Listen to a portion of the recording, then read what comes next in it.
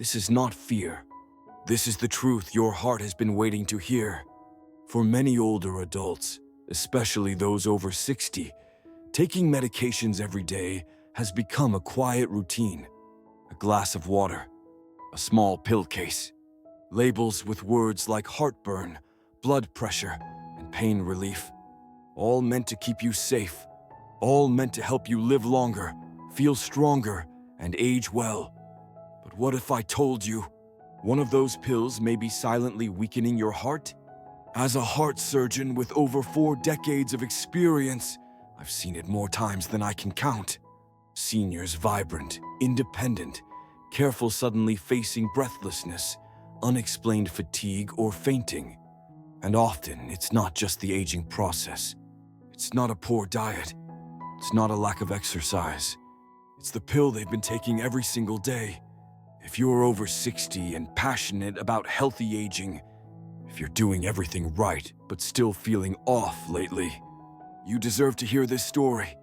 I remember Harold Jensen well, a 72-year-old man with a firm handshake and a clear mind, a former military officer, disciplined, responsible, still walked every morning, ate his greens, no smoking, minimal drinking. One spring morning, he entered my clinic and sat quietly before saying, "Doctor, something's wrong. I can't catch my breath like I used to. I feel weak. Just walking to the mailbox feels like I ran a mile." I ran every test, heart scans, blood panels, stress test, and while nothing screamed emergency, something wasn't right. His heart rate was low. His rhythm is sluggish. His heart muscle, a little too tired for a man in his shape. Then I asked the question I always ask in cases like his. "What medications are you currently taking?" He listed them out. Some painkillers, a pill for reflux, a little something to help him sleep, a prescription for blood pressure, a couple of vitamins, and there it was. A perfectly legal, ubiquitous pill 1 million seniors take daily. And yet, in Harold's case, it was slowly wearing down the organ it was meant to protect. "Could it be the pills?" he asked, and I answered honestly, "Yes, sometimes it is." See, this is the part no one tells you. When you're younger, your body is more forgiving. Your organs process medication quickly. Side effects are often mild or temporary. But after 60, after 70, everything changes. Your kidneys filter more slowly. Your liver responds differently. And your heart, your most precious muscle, doesn't bounce back like it used to. While your intentions may be good following the doctor's orders, managing pain, improving sleep, you may not realize how these medications interact with age. You may not realize they're quietly changing how your heart works. I'm not here to make you fear your medicine cabinet. I'm here to give you something more powerful than fear. Awareness. Because Harold wasn't an exception, he was the rule. Over the years, I've seen thousands of patients like him, older adults who believed they were doing everything right, only to discover their daily pill was quietly working against them. Some ended up in emergency rooms. Others were diagnosed with arrhythmias, congestive heart failure, or dangerously low heart rates conditions that could have been prevented with a straightforward question. Is this medication still right for me, now that I'm older? The truth is, many pills prescribed to younger adults or even middle-aged people are not ideal for seniors. The same drug that once helped manage blood pressure can now cause the heart to slow down too much. That sleep aid you once took occasionally, it might now cause oxygen levels to drop dangerously low. And that over-the-counter painkiller you trust, it could be silently raising your blood pressure or causing fluid to build up around your heart. And the most challenging part, you might not feel any of this. Not at first. That's what makes it so dangerous. The symptoms creep in. Gradually, you feel more tired. You take longer to recover. You chalk it up to aging. But it's not always age. It's what age does to how your body handles medication. I still hear Harold's voice from the day I explained it to him. "I thought I was doing everything right," he said. "You were," I told him. "But now your body needs a new kind of right. That's what I want to offer you today. Not panic, not blame, but the opportunity to reassess. Because healthy aging isn't just about what you do. It's about what you stop doing when it no longer serves your body. In the next few minutes, I'll walk you through 7 of the most commonly used pills that may be putting pressure on your heart without your knowledge. These medications aren't obscure. They're found in purses, medicine cabinets, and pill boxes worldwide. They were designed to help. But if taken long-term or without monitoring, they may harm seniors more than reasonably. We'll look at how these drugs affect the heart after 60, what signs to watch for, what safer alternatives might exist. Most importantly, you should know what questions to ask your doctor, because no one knows your body like you do, and no one should protect your heart more than you. You don't have to make decisions alone. You need the truth to start asking the right questions. So, whether you're taking medication for pain, blood sugar, reflux, sleep, or anxiety, whether you feel completely fine or something just isn't right, whether you're 60, 70, or beyond, this message is for you. You deserve clarity. You deserve control. And your heart deserves protection, not confusion. Let's begin this journey together, one truth at a time. Because aging well isn't about being lucky. It's about being informed. And sometimes, it starts with one pill. Pill number 7, NSAIDs, non-steroidal anti-inflammatory drugs. He thought it was just a part of growing older. Arthur Simmons was 69 when he first started noticing the stiffness in his knees. A man who'd spent his life on his feet building homes, walking miles every week, always moving, now found himself wincing when he got out of bed, bending down to tie his shoes. That took effort. And after a day in the garden, his back felt like it belonged to someone 20 years older. Like many older adults trying to stay active after 60, Arthur didn't complain. He adapted. He bought a knee brace, switched to softer shoes, and when the pain didn't subside, he did what most of us would. He reached for something that promised relief. Ibuprofen, over the counter. Trusted, easy. It worked at first. The aches dulled. The stiffness lessened. He felt in control again, stronger. Like he was still aging well, so he kept taking it. Not every day, just when he needed it. Then every morning. Then again before bed. He added naproxen when ibuprofen wasn't enough. Never more than the label said. Always with food. Always with water.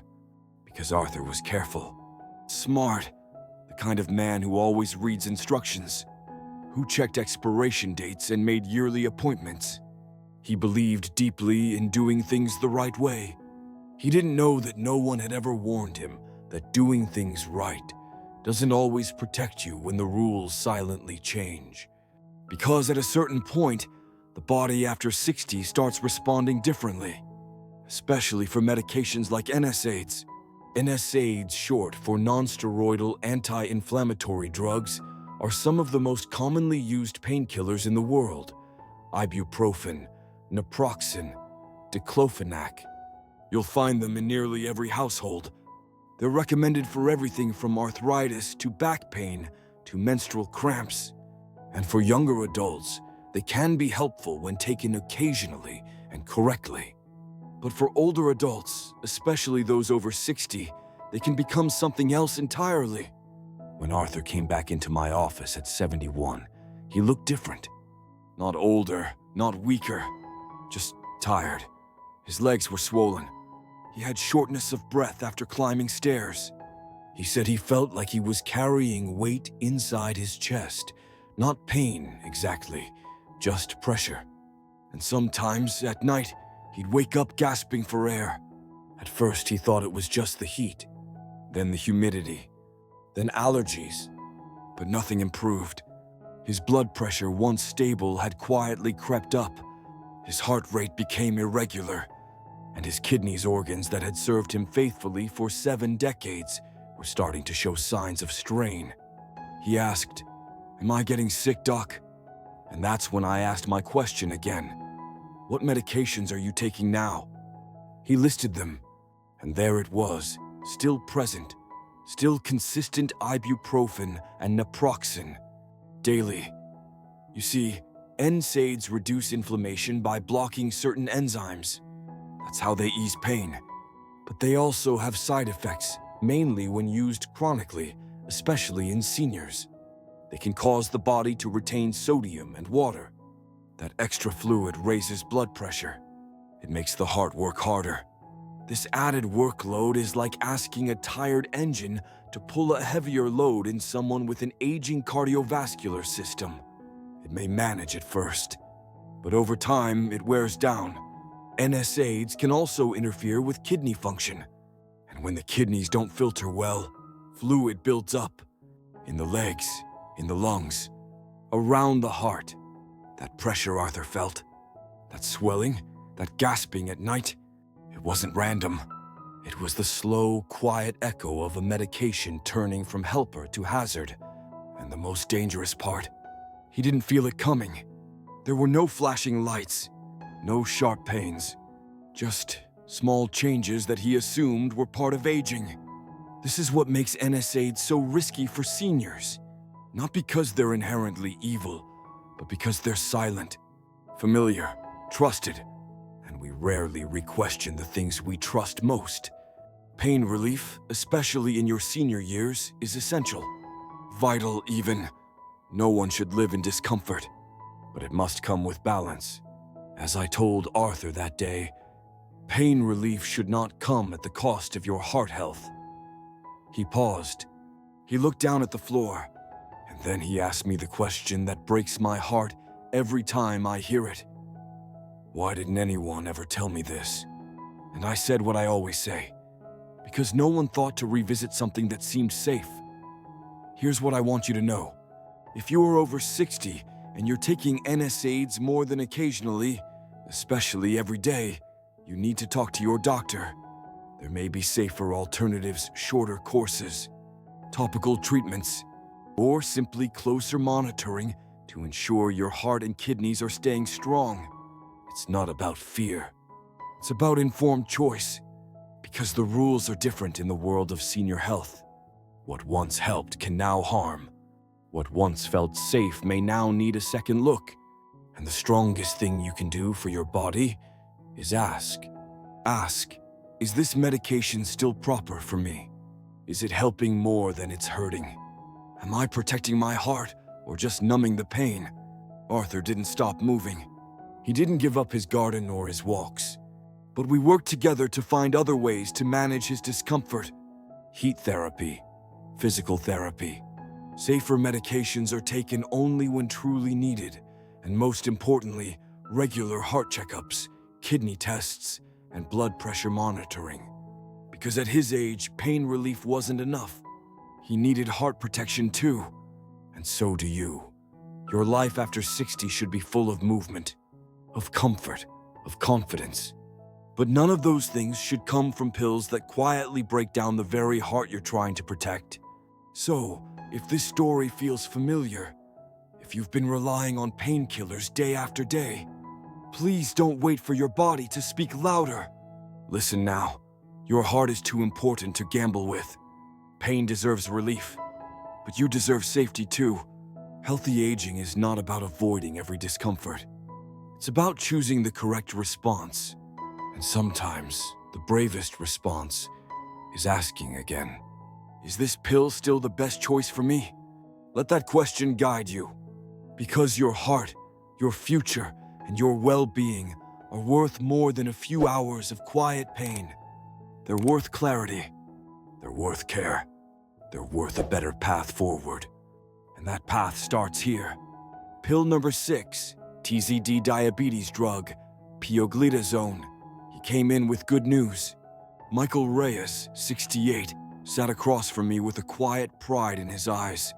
He had just returned from his primary care doctor, who told him his A1C was the best in years. His blood sugar had stabilized. His diet was under control. He was walking more. And most importantly, he was finally off insulin. They put me on something called pioglitazone, he said. It's working great. I feel good. I smiled, but I haven't celebrated just yet. Because behind every good number in a medical chart, there's always a bigger story. So I asked him how he was sleeping. He paused. Pretty well. Any swelling in the legs? He hesitated, a little, but I figured it's just part of getting older. Any weight gain? He nodded. Yeah, a few pounds. Water, maybe. My shoes feel tighter lately. Any shortness of breath? Sometimes after walking uphill. He waved it off. But I'm not as young as I used to be. He wasn't complaining. He was managing. Like so many people after 60, he was adapting. That's what scared me most. Because the signs were all there. Subtle, easy to miss. But unmistakable to someone who's seen too many senior hearts pushed too far. Michael was on a medication in the thiazolidinedione family, a class commonly used to treat type 2 diabetes. The most well-known? Pioglitazone. These pills are effective. They lower insulin resistance, which helps reduce blood sugar levels. For many seniors managing diabetes, they feel like a blessing. They don't require injections. They help avoid blood sugar spikes. Doctors often prescribe them for long-term control. But what few patients are ever told is this. That same medication that controls your glucose can also quietly overload your heart. Here's how it works. Pioglitazone helps your body respond better to insulin. That's good, but it also causes your body to retain fluid more than you might realize. That extra fluid doesn't just show up on the scale. It builds up in tissues, in your legs, your abdomen, even your lungs. And when there's too much fluid in the system, your heart has to pump harder to move it. That strain may not matter in your 30s or 40s, but after 60, for a heart that's already slowed by age, maybe by blood pressure or prior damage, that pressure becomes dangerous. It leads to swelling, congestion, fatigue, and worst of all, it masks itself as just aging. Michael didn't know that the tightness in his shoes wasn't about socks, that the heavy breathing after his walk wasn't just being out of shape, that his growing waistline wasn't just a lack of willpower. It was his heart whispering through the symptoms. And like many seniors, he never heard the warning. Because pioglitazone doesn't come with a flashing sign. There's no burning pain, no urgent collapse. It's a slow pressure that builds in silence.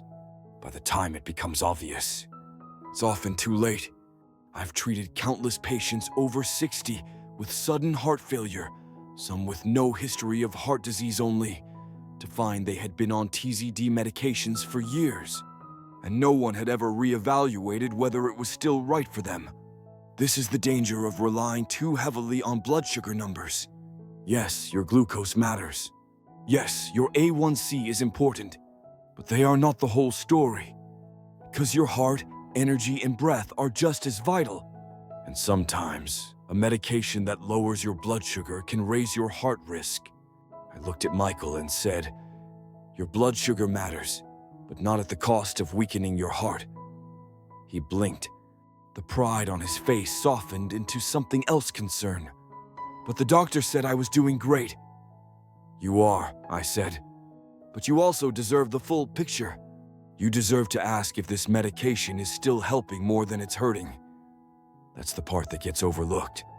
We assume that if a medication works in one way, it must be safe in every way. But especially in senior health, that's not always true. Pioglitazone and other TZD drugs can also worsen existing heart conditions. They can unmask latent congestive heart failure. They increase the risk of edema swelling in the legs, ankles, and lungs. And in some studies, they've shown increased risk of heart failure in patients over 65. But most patients never hear that part, because the focus is always on the glucose, the sugar, the numbers, and meanwhile, your heart. the organ that pumps life through your body every second of every day, is left to carry the silent burden. Michael and I talked for a long time that day, not just about his medication, but about his goals, his energy, his future. He didn't want to go back to insulin. He didn't want to feel like he was failing at diabetes.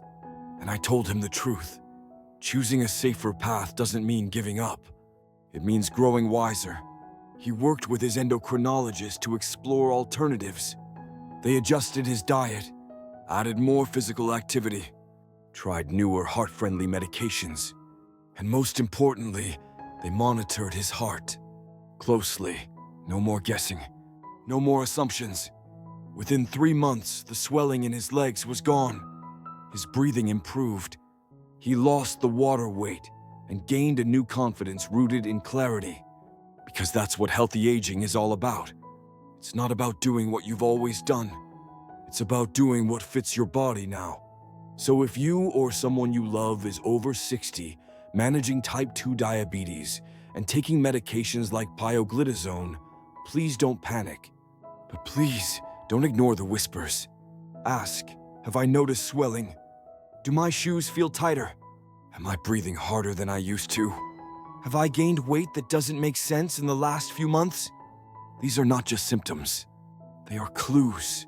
Clues that your heart may be struggling in silence. And your job, your responsibility, is to listen.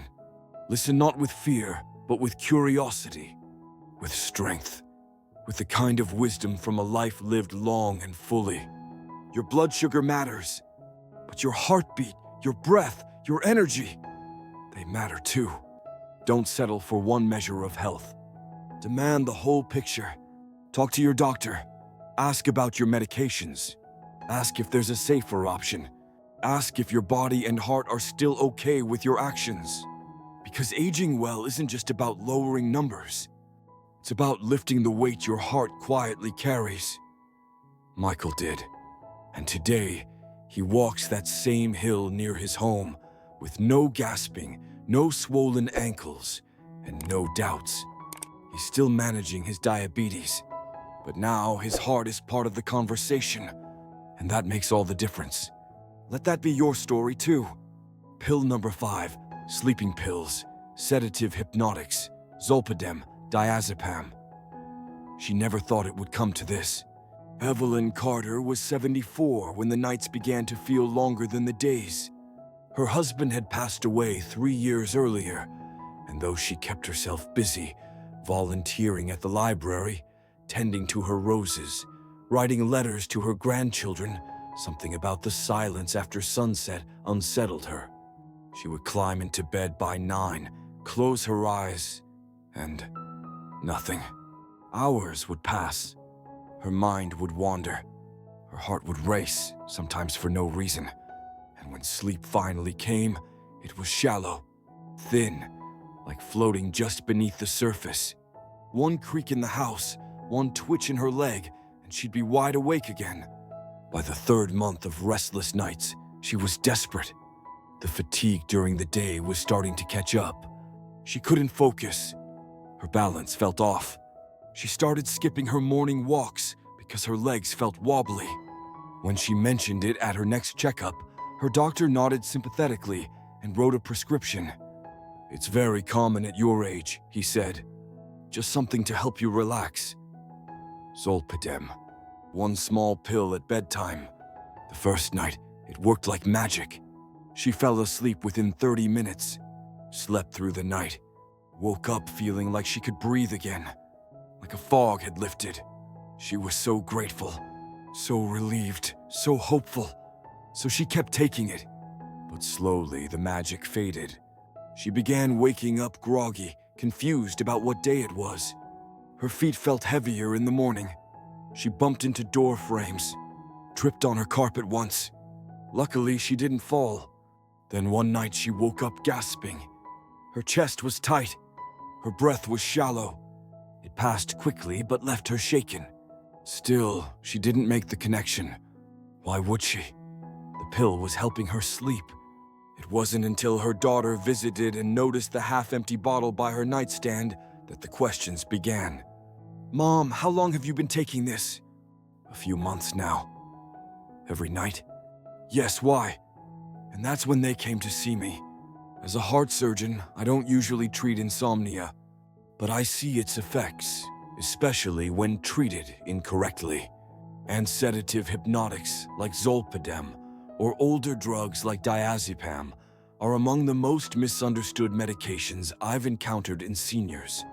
They promise peace, they deliver sleep, but often they come at a price your heart can't afford.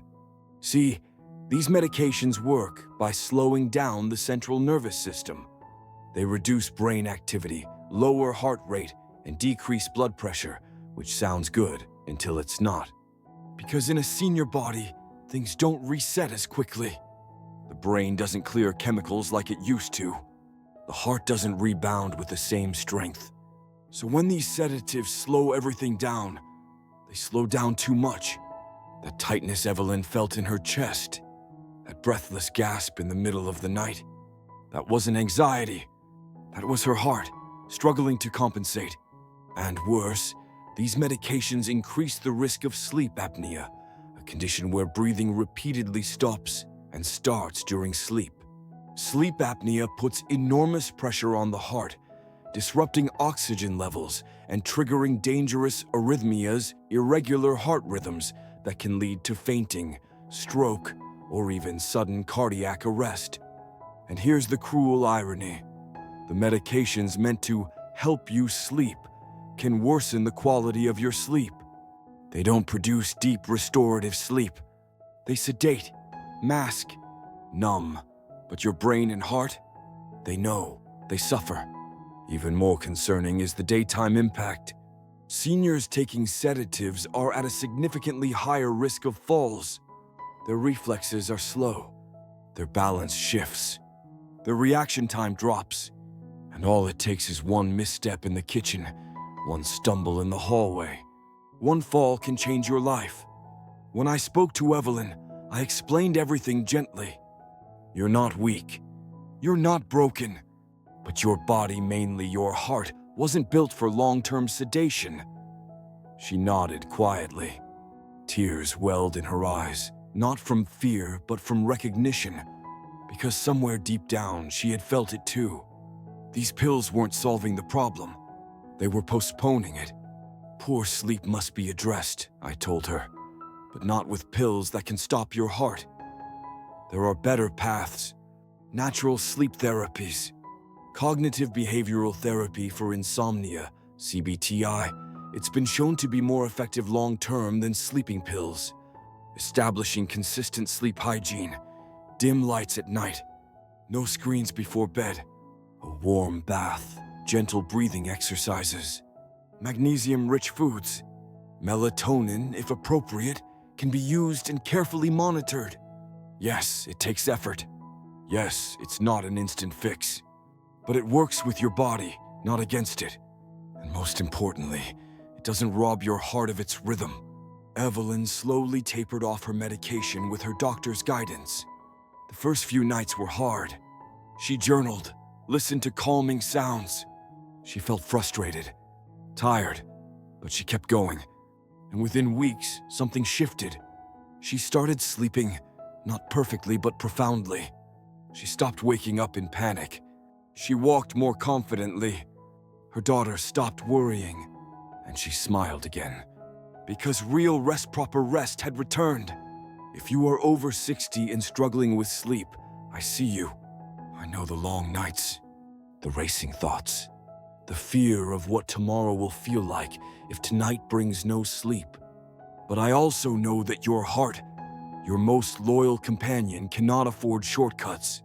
Sleeping pills like zolpidem, diazepam, and others were never designed for long-term use in seniors. They are meant for short-term relief under close supervision. If you've been using them for weeks or months, if you've noticed grogginess, dizziness, or fog during the day, if you've experienced any episodes of confusion or breathlessness at night, please talk to your doctor. You're not alone. You're not crazy. And you're not stuck. There are safe ways to rest again, to find peace at night without compromising your health during the day, to wake up feeling clear, balanced, and steady on your feet. Aging well doesn't mean living without sleep, but it also doesn't mean sedating yourself into silence.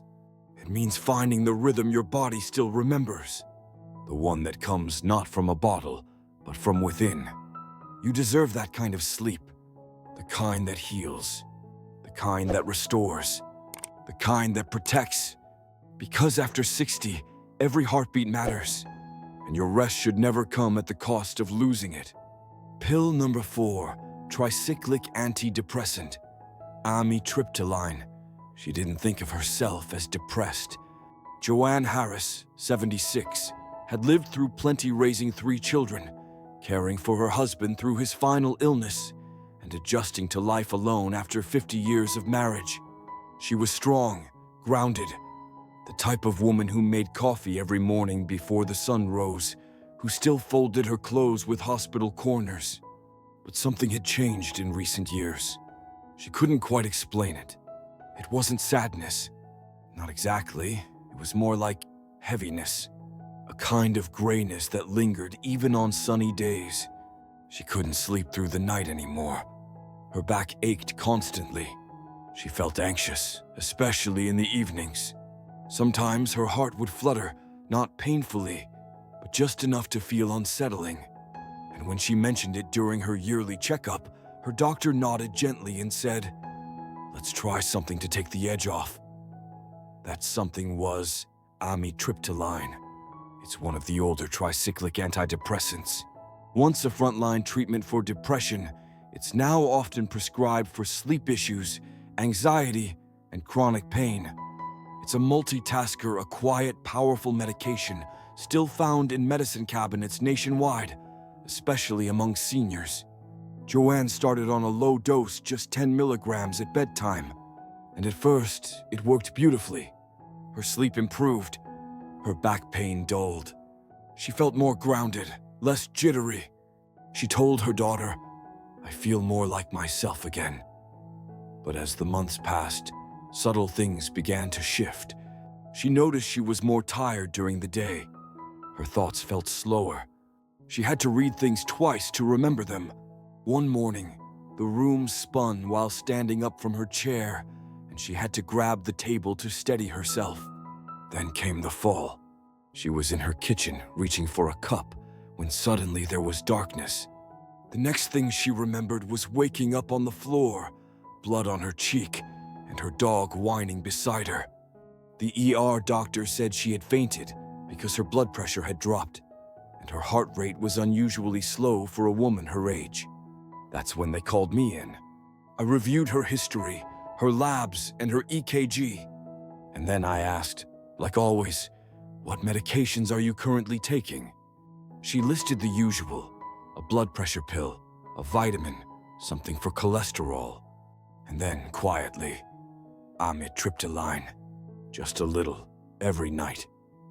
That little pill, the one meant to ease her anxiety and soothe her pain, had slowly begun interfering with the electrical currents that keep her heart in rhythm.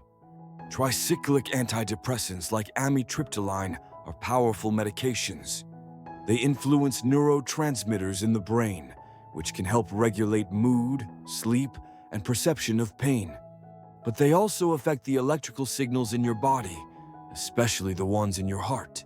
Over time, and especially in older adults, these medications can cause arrhythmias, abnormal heart rhythms that range from annoying to life-threatening. They can slow the heart down too much. They can cause heart block, where the signals between the heart chambers are delayed or completely blocked. They can trigger palpitations, dizziness, and fainting, exactly what Joanne experienced. And what makes it even more dangerous is how easily these symptoms are brushed off. Feeling tired? Must be of age. Brain fog? Probably poor sleep. Dizzy spells, low blood sugar. Fainting? Just dehydration. No one thinks to question the little pink pill at bedtime. But they should, because even a small dose, taken too long, can quietly disrupt your heart's rhythm. And this isn't about blame. Joanne did everything right. She followed instructions. She trusted her doctor. She never increased her dose without asking. But what no one told her was that tricyclic antidepressants were not designed for senior bodies, especially not for long-term use, especially not without regular heart monitoring. We talked for a long time that afternoon. She was shaken, not just by the fall, but by the realization that something meant to help had nearly hurt her most seriously. "I thought I was being responsible," she said. "You were," I told her, "but your heart deserves a better plan." She worked with her primary care doctor to taper off the Amitriptyline. They explored safer options, newer antidepressants that don't carry the same cardiac risks. They focused more on her underlying pain with physical therapy and lifestyle changes. They treated her sleep with natural methods, routine, light exposure, and breathing exercises. It took time. It wasn't perfect, but she never fainted again. She got her energy back, her clarity, her mornings. And more than that, she got her confidence back. And that's something worth more than sleep. If you're listening to this and thinking, "That sounds a little like me," I want you to pause. Not panic. Do not stop your pills on your own. Just pause. Ask yourself, have I felt dizzy recently? Do I sometimes notice my heart skipping or racing? Have I had moments of near fainting or confusion? Am I taking amitriptyline, nortriptyline, or other older antidepressants? If so, it's time to talk to your doctor. There are newer medications with fewer cardiac side effects. Some specialists can help adjust your sleep, your pain, and your anxiety with treatments that won't jeopardize your heartbeat. Because your heart isn't just a muscle, it's a rhythm, and every beat matters. And while we're on this subject, I want to give you something that might help beyond this video. It's called the Senior Heart Tracker. It's a simple, easy-to-use app designed specifically for older adults. You can log your medications, track your symptoms, monitor your heart rate patterns, and even get reminders to check in with your doctor. Most apps are built for the young. This one's built for you. The download link is in the pinned comment and the video description. Because this isn't about fear. It's about putting power back in your hands. You deserve to know what's going into your body. You deserve to catch the whispers before they become alarms. And you deserve tools that work with your life, not against it. Because getting older doesn't mean losing control. It means gaining wisdom, making smarter choices, asking better questions. Joanne's fall was her wake-up call. This video may be yours. Talk to your doctor. Review your medications. Be open to change. You are not weak for wanting to feel better. You are wise for choosing to protect your heart. The rhythm of your life depends on it. Pill number 3, cold medicine. Decongestants, pseudoephedrine, phenylephrine. It started with a sneeze, then a sniffle, then the kind of slow, nagging congestion that wouldn't go away. For Margaret Lowell, 70, colds had never been a big deal. She'd raised 4 children, taught elementary school for 30 years, and rarely missed a workday. A little congestion didn't scare her, but this time was different. She couldn't breathe through her nose at night. Her sleep was constantly interrupted. Her head felt heavy. Her sinuses were throbbing. So, she did what most people do. She reached into her bathroom drawer and pulled out a familiar box, something she'd used for decades. A decongestant. It was over the counter. Easy, common. She didn't even think twice. 1 pill in the morning, 1 more in the evening. The relief was almost immediate. Her nose cleared. The pressure eased. She could finally sleep again. So when the symptoms returned, she took another, and another. Days turned into weeks. A temporary fix became part of her routine. That's when the strange feelings began. At first, she felt a little more jittery in the morning. Then came the fluttering in her chest. Small at first, but persistent. Her heart would race out of nowhere, even sitting on the couch. She thought it was anxiety. Maybe coffee, maybe stress. Then came the dizziness, the lightheadedness while grocery shopping. She had a sense of being slightly out of rhythm with herself. She mentioned it to her daughter, who noticed her hands trembling slightly. "You look pale, Mom." "I think it's just the cold," Margaret replied. But something deeper was happening, and that's when she came to see me.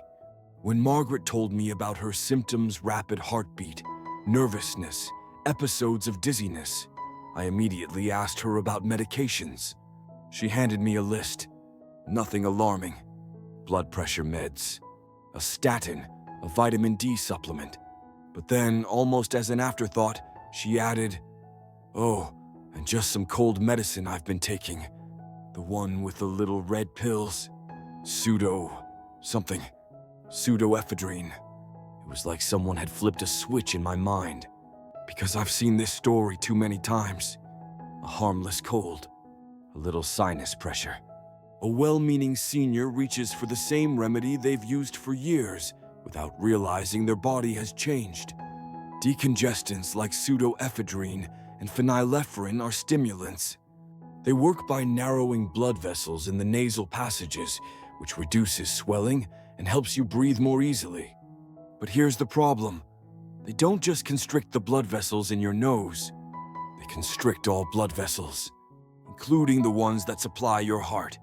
This leads to increased blood pressure, faster heart rate, and in some cases, dangerous arrhythmias, irregular heart rhythms that can leave you lightheaded, anxious, or even unconscious.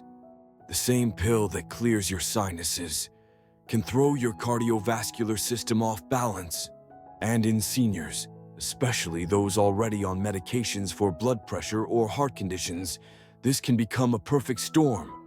What helped your nose may be hurting your heart. That's what I told Margaret. She blinked, as if hearing something she had never once considered. "No one told me," she said. "It's just cold medicine. I thought it was safe." And that's what makes this so dangerous. Because decongestants feel safe. They're sold without a prescription. They're advertised for everyone. They come in friendly packages with smiling faces. But the truth is, age changes everything. Your blood vessels don't bounce back the way they used to. Your nervous system is more sensitive. And your heart, especially if it's already managing other stressors, can't afford to be jolted by a stimulant multiple times a day. I looked at Margaret's blood pressure chart. It had crept up slowly over the past few months. No red flags, just small, steady increases. And no one had thought to ask why. Until now, we immediately stopped the decongestants. She switched to a saline nasal spray, increased hydration, and added a humidifier in her bedroom. She started using a neti pot to clear her sinus passages naturally. And with her doctor's supervision, she added an antihistamine that didn't affect her blood pressure. Within 2 weeks, the jitteriness was gone. The racing heart stopped. Her color returned, and her daughter said she seemed like herself again. Not because we gave her something more substantial, but because we stopped giving her something her heart had quietly outgrown.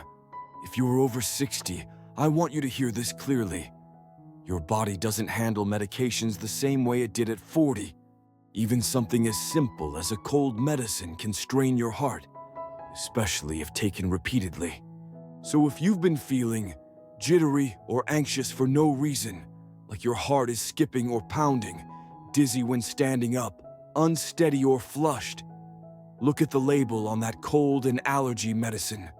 Does it say pseudoephedrine, phenylephrine, any ingredient that ends in "rine" and promises non-drowsy or fast relief? You may be taking something that increases your risk without knowing it. This isn't about blame. This is about awareness. You deserve to breathe easily without making your heart suffer quietly in the background. There are alternatives. Talk to your pharmacist about senior safe options. Use natural remedy steam, saline, humidity. And if you are on medications for blood pressure, always double-check for drug interactions. No cold is worth sacrificing your rhythm for. No stuffy nose is worth a trip to the ER. No seasonal allergy is worth risking a dangerous heart event. I told Margaret what I've said to so many others. You've spent a lifetime caring for everyone else. Now it's time to care for your heart. Because every heartbeat counts, and every decision, no matter how small, can tip the scale toward health or harm.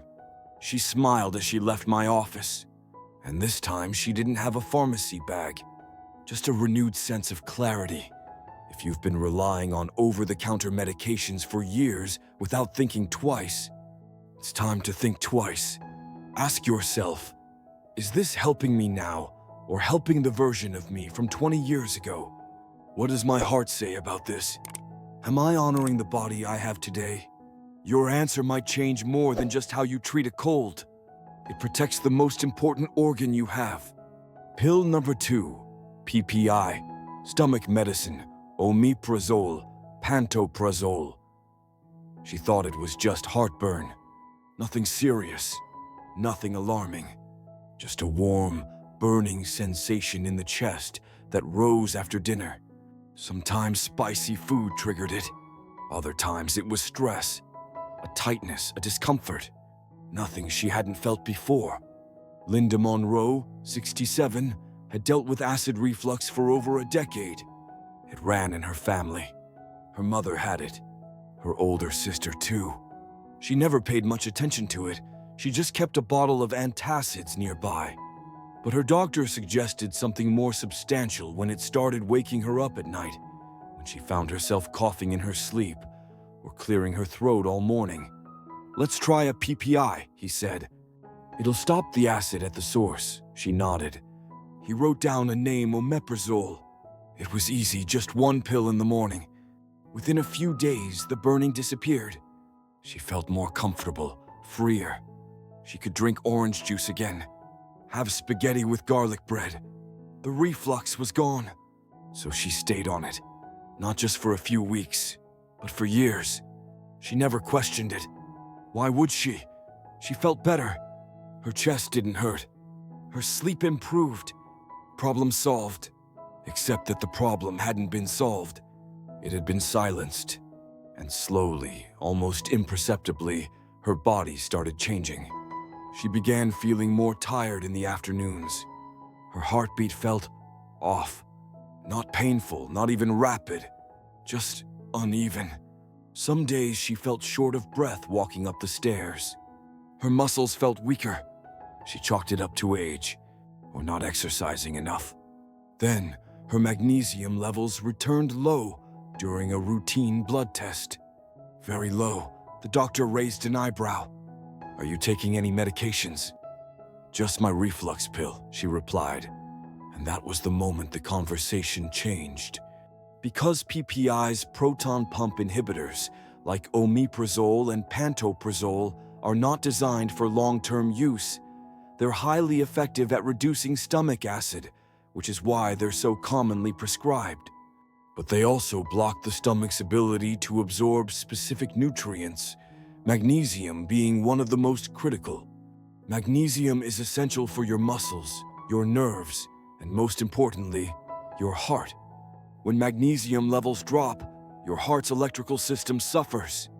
It becomes unstable. You may feel palpitations. You may feel fatigued. Your heartbeat may skip, flutter, or become dangerously irregular. And that's not all. Long-term use of PPIs also disrupts the delicate balance of bacteria in your gut, your microbiome. The complex ecosystem regulating your immune system, digestion, and inflammation is thrown out of sync. Studies now link this imbalance to increased inflammation, including the cardiovascular system.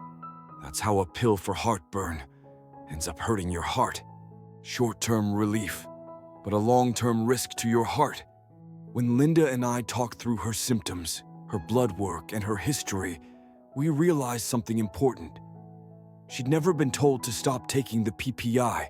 No one had explained it was meant for short-term use, usually no longer than 4 to 8 weeks.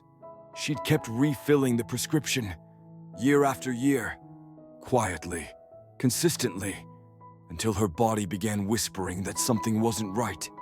"I thought I was fixing the problem," she said softly. "You were treating the symptom," I replied. "But your heart is asking us to find the root cause." That's the crux of it. PPIs don't heal reflux. They mask it. They reduce acid so you feel better, but they don't solve the problem of why.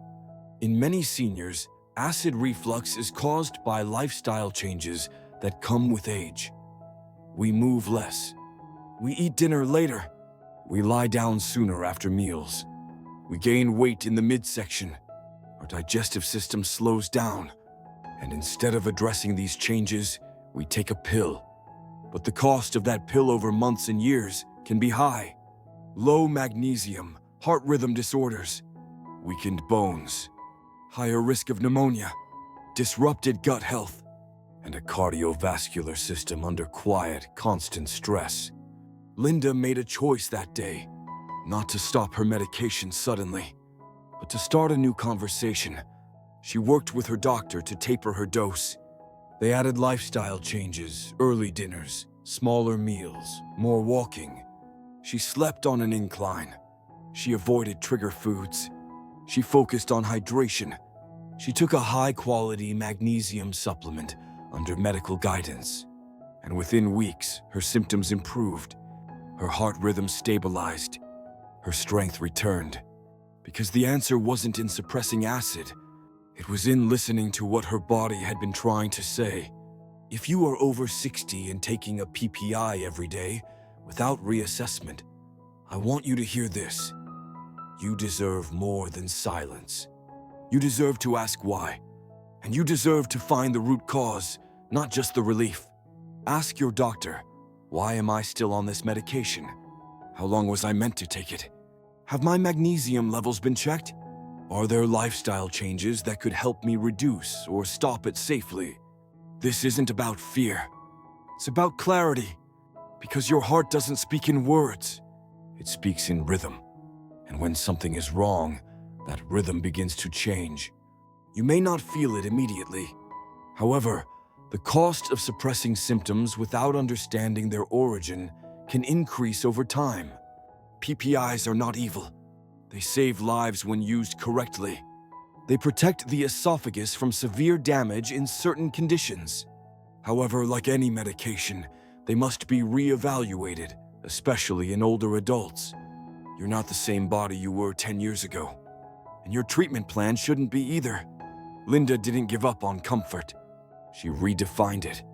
She chose solutions that supported her whole body, not just her stomach. And most importantly, she gave her heart a chance to beat without interference. So the next time you reach for that little white pill, ask what it's doing. Relief is important, but does relief cost your rhythm? That's too high a price. Let your healing come from a place of knowledge, not habit. From a place of prevention, not just suppression. Because you don't need to live in discomfort. But you also don't need to trade your health for silence. Let your heart be heard. Let your gut restore its balance. Let your body, in all its wisdom, guide you towards something better. Pill number 1, calcium channel blockers, verapamil, diltiazem. It was supposed to help him catch his breath. Norman Ellis, 73, had always taken his health seriously. A retired history teacher, he kept a tidy journal of his blood pressure readings, made meals from scratch, and never missed his morning walk. So when his doctor told him that his blood pressure was creeping up and his heart seemed a little overworked, Norman nodded, took the prescription, and added one more pill to his carefully managed routine. Verapamil. He researched it that night. A calcium channel blocker relaxes blood vessels, reduces chest pain, and controls heart rate. Sounded reasonable, logical, like the kind of medication that helped people like him. And for a while it did. His numbers looked better. His angina improved. He felt calmer, less tight in the chest. But about 6 months later, things changed. He began waking up feeling sluggish, not just tired but heavy, like his heart hadn't started its day yet. His pulse felt slower, almost lazy. He sometimes felt dizzy standing up from the couch. There were moments when he'd sit at the dining table, fork in hand, and forget what he was about to do next. He didn't feel sick, just slower, less sharp, less steady. He assumed it was age catching up to him, until one afternoon, he stood up too fast and blacked out in his kitchen. He wasn't out long, 15 seconds, but it was enough to scare him and his wife. They came to see me the next day. Norman told me everything, his history, his habits, his discipline. He brought his journal, medication list, and blood pressure monitor. And as we sat down together, I asked him the one question that often uncovers more than any test. How long have you been taking verapamil? Every day since February, he replied. Same dose, never missed a pill. That's when the pieces clicked into place. You see, calcium channel blockers like verapamil and diltiazem are powerful medications. They work by relaxing the muscles of your heart and blood vessels. That's why they're used for high blood pressure, angina, and arrhythmias. But here's what most people don't realize. They don't just calm the body, they can slow it down. And in seniors, whose heart function may already be reduced, that slowing can become dangerous. These drugs can lower blood pressure too much. They can reduce the heart rate below healthy levels. They can cause fatigue, dizziness, mental fog, and in more serious cases, fainting spells or heart block. Powerful, I told Norman, but without close monitoring, dangerously slow. His eyes widened.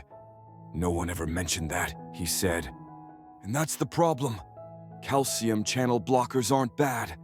They're essential for many patients. However, they need individualized dosing, regular review, and continuous observation, especially in people over 60. Norman's heart was moving too slowly. His blood pressure was technically perfect, but at the cost of his clarity, stability, and energy. And that fainting episode, it wasn't a fluke.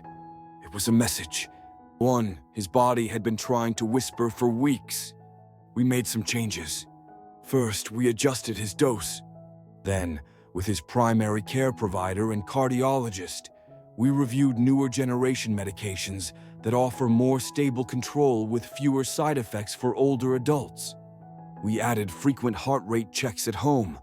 He began using a smartwatch to track pulse dips and moments of lightheadedness. We checked his kidney function, hydration levels, and vitamin balance. Within a month, the fog began to lift. He walked with more energy. His mind felt sharper.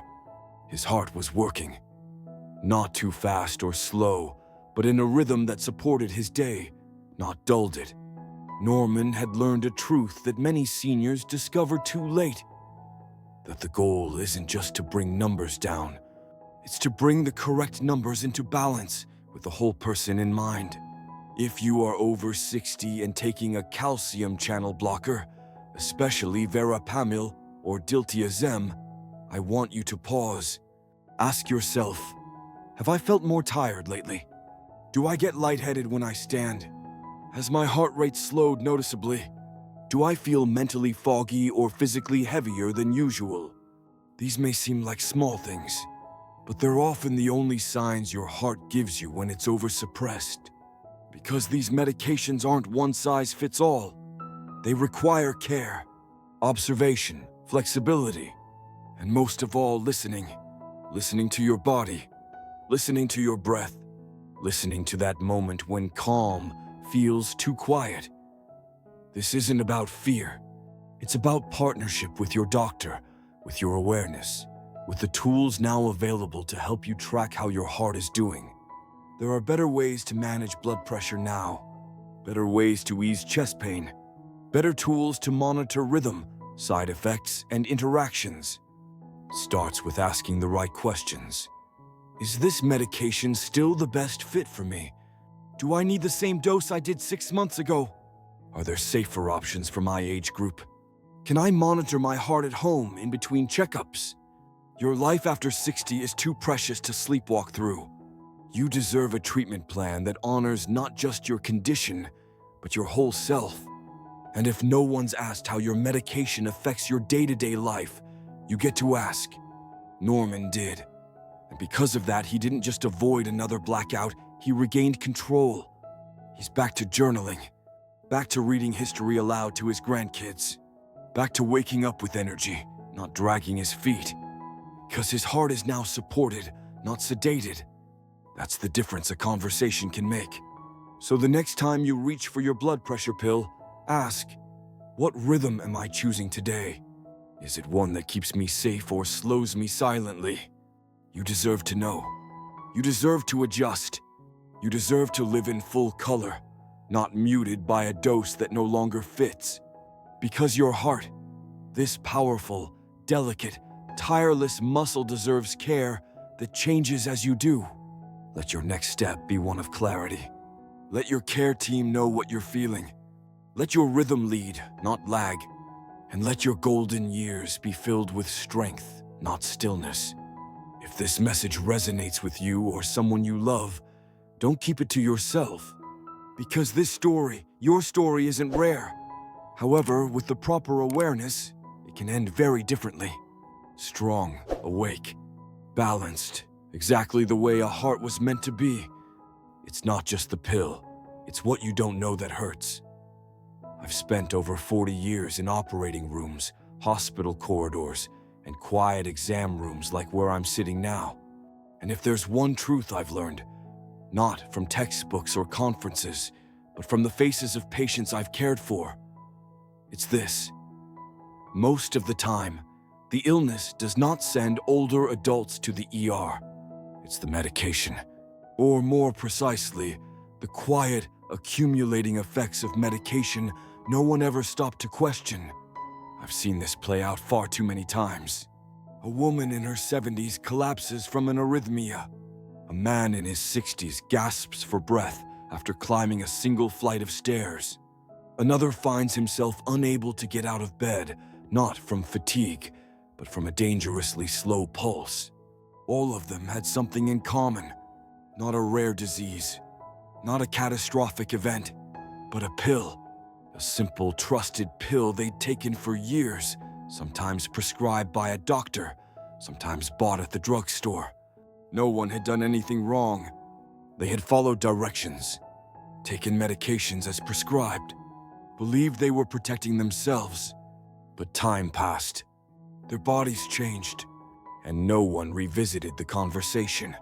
That's why I made this video. Not to alarm you, not to make you throw out your prescriptions, not to declare war on modern medicine, but to offer you something far more valuable. A pause. A gentle pause between habit and health. A moment of reflection. Because healing isn't just about following orders. It's about understanding what your body needs today, not just what it required 5 or 10 years ago. I'm not asking you to stop your pills. Please start asking questions. Because your age deserves better care. Your heart deserves better awareness. And your health deserves more than silent side effects. We've walked through 7 medications today, each one common, each one useful in some instances, and each carrying risks rarely discussed, especially in people over 60. These pills were never meant to be the enemy. They were created to help. But when we don't revisit their purpose, dosage, or impact, we risk making that help harmful. And the saddest part, most of the time, the warning signs are there. We don't recognize them. We say we're tired, but it's our heart slowing down. We say we're dizzy, but it's our blood pressure falling too low. We say we're anxious, but it's our rhythm misfiring. We say we're aging, but it's a pill disrupting our balance. It's not just about healing. It's about healing wisely. There's wisdom in age. There's also vulnerability, and navigating the space between the two. That's where the real work of healthy aging lives. Your medications are part of your story, but they shouldn't write the ending for you. You get to ask, is this still the right choice for me? Has my body changed since I started this? Is there a newer, safer option for someone my age? Is my doctor aware of how this is making me feel? These aren't signs of defiance. They're signs of engagement, which may be the most potent medicine. Let me be clear. This video isn't anti-medication. It's pro-awareness, pro-conversation, pro-senior strength. Because I believe that people over 60 deserve more than just prescriptions. You deserve a partnership. You deserve transparency. You deserve a voice in your health. I've sat beside too many families who never saw it coming. Who said, she seemed fine, or he just got a refill last week, or we didn't know. And that's what breaks my heart. Because this is preventable. This kind of tragedy doesn't require a miracle drug or a new procedure. It just requires a better question asked at the right time. So here we are. At that time, together. You now know what so many others didn't. That even the most familiar pills can carry risks. That age changes how our bodies respond. The side effects aren't always loud. Sometimes they're quiet. Sometimes they look like ordinary aging. Sometimes they feel like nothing until it's too late. But not for you. Because now you see it. Now you know. And that knowledge, that's your power. If someone you love is over 60, send this to them. Let this message travel. Let it reach the people sitting quietly with questions they haven't dared to ask. Let it land in homes where someone feels slightly off and wonders why. Because this isn't just about medication. It's about momentum. And momentum starts with a conversation. So have it with your spouse, your parent, your doctor, yourself. You don't need to have all the answers, but you deserve to be asking the right questions. This is what it means to live with awareness, to age with wisdom, to protect your most vital organ, not just from disease, but from misunderstanding. For more life-saving truths like this, subscribe and stay heart-strong. We're building a place where older adults can learn, share, and thrive together. Because this world wasn't built for seniors to feel invisible, and your heart wasn't made to beat in silence. You deserve to know the truth about your heart. You deserve to make informed choices. You deserve to wake up each day with energy, peace of mind, and the confidence that you are walking your path with clarity. Let this video be your starting point. Let your next doctor's appointment be the turning point. And let your story, your real story, be filled with rhythm, strength, and understanding. This isn't the end. It's a beginning. Stay strong, stay curious, and above all, stay heart-wise. I'll see you in the following video.